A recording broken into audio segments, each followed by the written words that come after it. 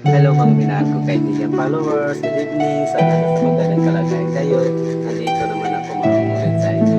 Magdasal tayo ha. Maraming salamat sa ngalan sa Ama at sa Anak at sa Espiritu Santo. Amen. Ama namin na banal makapangyarihan sa lahat, nandito kami ngayon humihingi ng kapagpatawaran. Kasama ko ngayon ang aking mga kaibigan at yung nakakita sa video na to, lalong-lalo na sa mga pamilya namin, sa bawat isa, Panginoon. Huwag mo po kami pababayaan sa oras at sa mga minuto, lagi mo kami gabayan.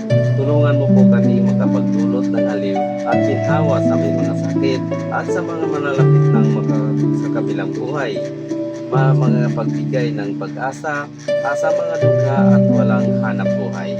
Pagpapahilom ng sugat ng mga pusong wasak, pagkaisa sa pagkilos ng mga inaapi at pati na din ang mga taong naliligaw ng landas. Panginoon, ikaw lang talaga ang aming pag-asa dahil ikaw lang ang may kakayahang lumutas sa aming mga problema. Maraming salamat Panginoon Jesus Nazareno, ang makapangyarihang sa lahat at tagapagligtas sa amin. Amen.